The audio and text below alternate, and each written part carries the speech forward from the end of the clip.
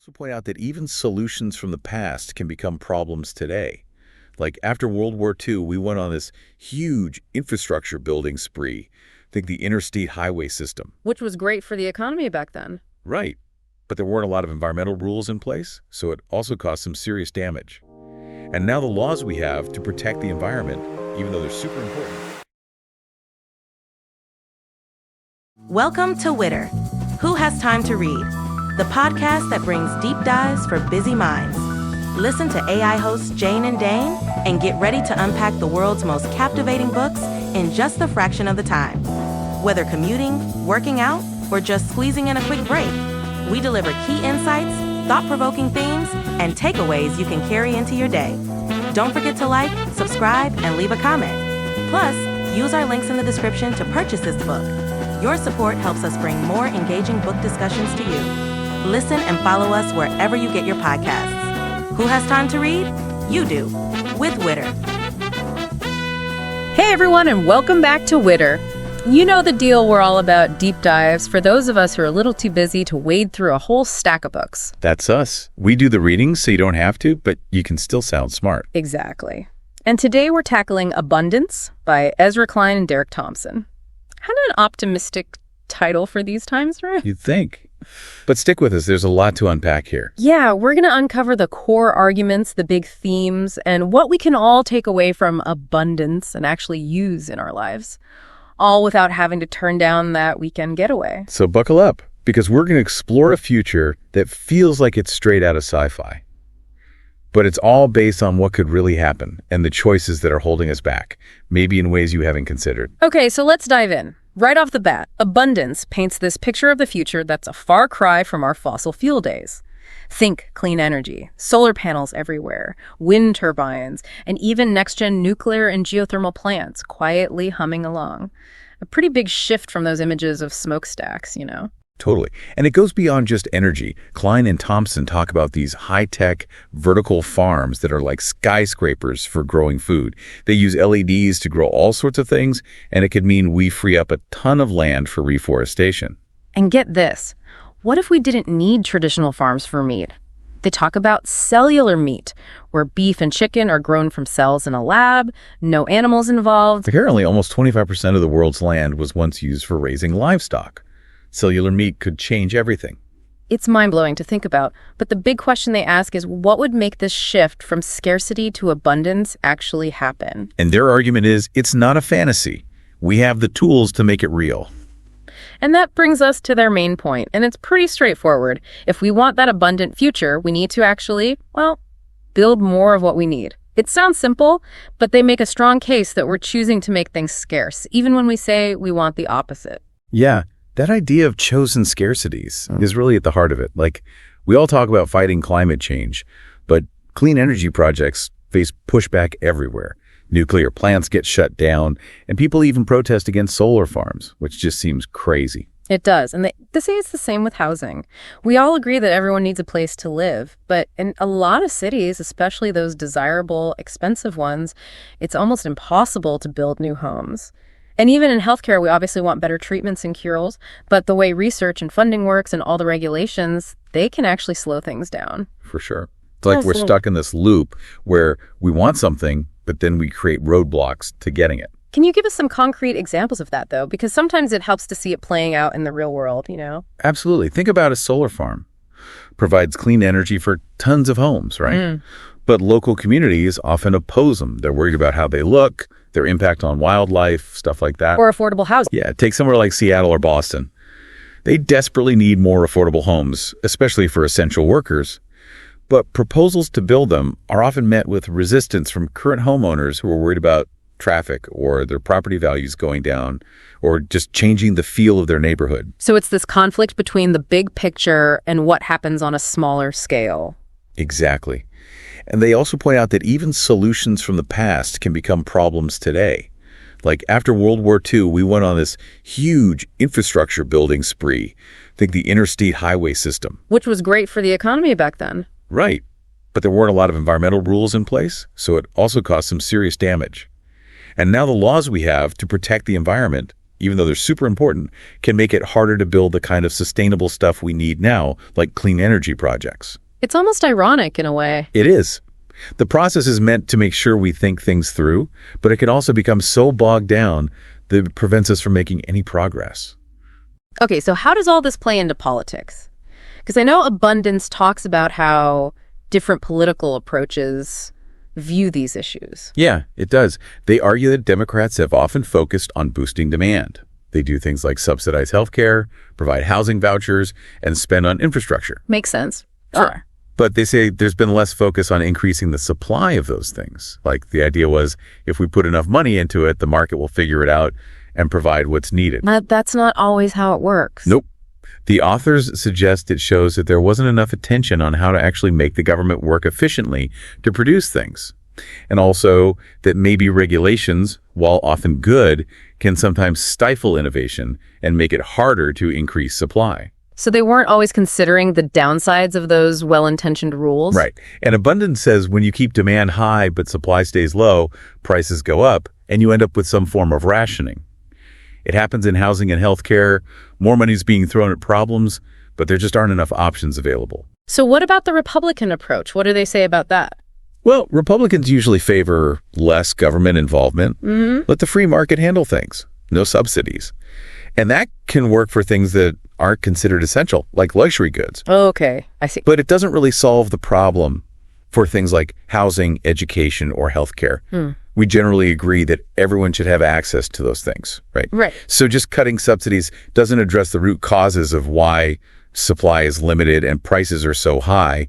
You have to look at the bigger picture. They also talk about how economic thinking has changed in recent years. Inflation's a big worry now. Yeah. After the financial crisis, everyone was worried about demand being too low. So we saw a lot of government spending to try to stimulate the economy and get people spending and investing again. The same thing happened at the start of the COVID-19 pandemic. But then inflation spiked. Right. And although inflation has come down from its peak, things are still really expensive, especially basic necessities. It's a major affordability crisis. And how has that affected the way we think about economics? It's made us rethink globalization, for one. We realize that relying on these long, complicated supply chains makes us vulnerable, especially when things go wrong. And it's put the focus back on domestic production, especially when it comes to things like housing. Exactly. I remember President Biden saying there were basically two ways to lower car prices. Yeah. Make more cars or make people poorer so they buy fewer cars. Kind of sums it up, doesn't it? It does. We can't ignore the supply side. Speaking of solutions, where does technology fit into this vision of abundance? I mean, it can't all be about policy, can it? Definitely not. Abundance is big on the idea that we need to imagine the future we want and then figure out the technology to make it happen. They bring up this guy, Aaron Bastani, who says that if we want a fairer world, we can't just redistribute what we already have. We need to create more of everything. And develop new things that can help solve these problems. Exactly. But there's got to be a word of caution with all this tech optimism, right? Oh, absolutely. They reference Neil Postman, who said that technology isn't neutral. It comes with its own built-in ways of changing society. So Abundance says we need to be intentional about steering technology towards good outcomes. Otherwise, all these amazing advancements could just end up making inequality worse. That makes sense. We have to be mindful of how technology gets used. For sure. And they also point out that both the right and the left can get stuck in certain ways of thinking. The right tends to romanticize the past, and the left gets caught up in present injustices. And that can make it hard to imagine a better future and work towards it. They're saying we need to get better at envisioning the future, not just dwelling on the past or present. Exactly. And Abundance argues that we need to redefine what we even mean by abundance. We've got an excess of consumer goods, all the stuff that fills up our homes, but we're short on the basic things that make life good. Affordable housing, reliable and eco-friendly transportation, clean energy, good health care. The things that really matter. Right. So they're saying, let's shift our focus from consuming more to producing more and actually building the future we want. Abundance isn't just about having more stuff. It's about having enough of the things that help us thrive. So let's talk about some of those essential building blocks, starting with housing. The book talks about grow and how cities seem to be struggling with this idea. They start by talking about Horace Greeley, the guy who said, "Go west, young man." Yeah. And the book points out, kind of hilariously, that Greeley himself didn't actually go west. He stayed in New York City and became super successful there. He was city guy. Total city guy. But it shows this tension between the wide open spaces and the opportunities you find in cities. And then you fast forward to more recent times. In the early 2000s, Michael Bloomberg said that New York City was a high-end product, a luxury. It's like cities have become these exclusive clubs. Exactly. It used to be that cities were places where anyone could go to try to make a better life. Now, in a lot of cities, you practically need to be rich just to afford the rent. So it's become much harder for people to get a foothold, especially if they don't come from money. Right. And there's this idea from Ed Glazer that cities are all about proximity, about the absence of physical space between people and companies. That's what makes them engines of innovation. Because when people are close together, ideas flow more freely. Exactly. And even though it's easier to connect remotely now, being physically present still matters for collaboration. But the cost of being in those innovative spaces, especially the cost of housing, it's just outrageous. It really is. And that brings us to this idea of the great divergence that's happening within cities. So what's the divergence? So cities have always had two main roles. Yeah. Driving innovation and creating opportunity, helping people from different backgrounds climb the economic ladder. Okay. But the book argues that while super high housing costs might not hurt innovation too much because wealthy people and companies can still afford to be there, it's making it way harder for people to get ahead. Cities aren't doing such a good job of providing opportunities anymore. So the divergence is between those who can afford to be in the city and benefit from it and those who can't. Exactly.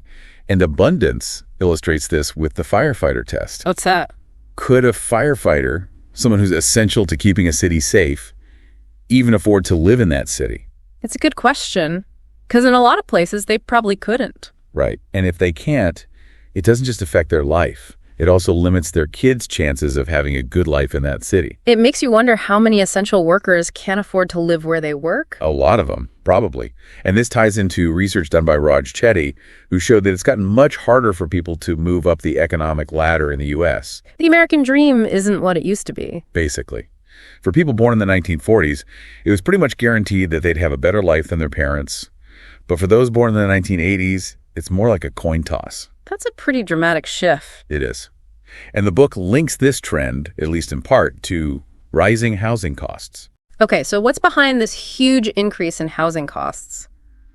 Abundance points to a few things, including zoning regulations and a general resistance to growth. They talk about this theory from William Fischel about how trucks and buses change the way cities work. Interesting. How so?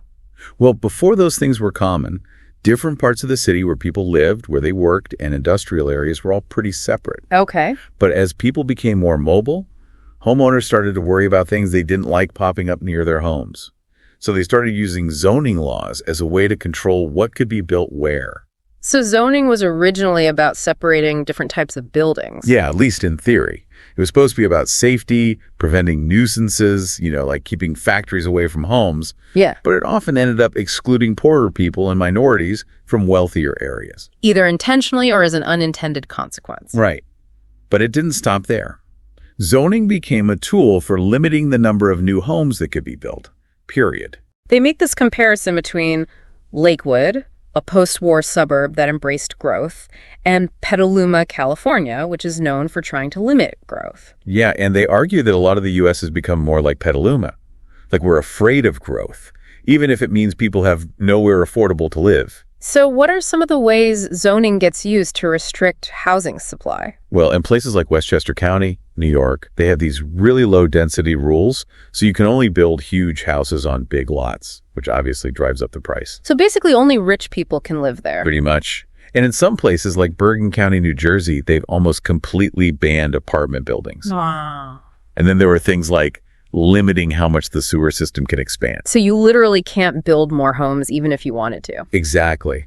And there are all these historic districts popping up, which makes it super expensive and complicated to redevelop anything. It's interesting because they talk about California, which is seen as a very progressive state, but it actually had its first population decline in 2020. It's kind of ironic. They describe seeing kindness is everything, signs in front yards in these communities where housing is insanely expensive and there are tons of homeless people. So it's like this clash between wanting to be kind and welcoming, but also not wanting more people to move in. Exactly. Local communities are often really good at blocking new development, whether it's apartments or anything else. What kinds of arguments do they use? Oh, they'll say it'll ruin the character of the neighborhood, create too much traffic, or overload the sewer system, that sort of thing. So they're using these seemingly practical concerns to prevent more housing from being built. Pretty much. Yeah. And the book brings up this argument from Jerusalem Demsus that when we treat houses mainly as investments, as things that go up in value, it creates scarcity, and it pits homeowners against anyone who wants to move in. Because homeowners want to protect their investment, and that means keeping prices high. Right. And it makes sense politically.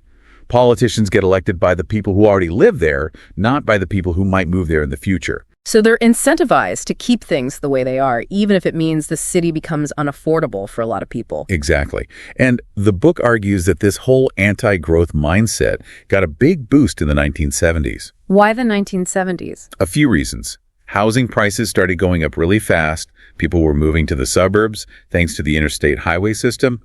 And after the civil rights era, there was pressure to find less obvious ways to exclude people from certain neighborhoods, so zoning became the tool of choice. It became a way to keep certain people out without being explicitly discriminatory. Exactly. Another big thing that affects how and what we build is environmental regulations. They talk about all the environmental laws that were passed in the late 60s and early 70s. That was a really interesting time. It was a huge bipartisan effort to deal with all the environmental damage that had been done in the years after World War II. We got the National Environmental Policy Act, or NEPA, the Clean Air Act, the Clean Water Act, all these landmark laws. And those were all good things, right? Absolutely. Yeah. They've made a huge difference in protecting our air and water and natural resources. But abundance suggests that these laws have also had some unintended consequences, especially when it comes to building things for a more abundant future. They have. One of the big things they point to is the process of doing environmental impact reports. Which sounds reasonable on the surface. You want to know what the impact of a project will be before you build it. Right. But it's become this really complex and time-consuming process that can be used to block projects, even those that are good for the environment, like renewable energy projects and affordable housing. So it's like this catch-22. We want to protect the environment, but the process for doing so can make it harder to actually build the things that would help us be more sustainable. Yeah, exactly.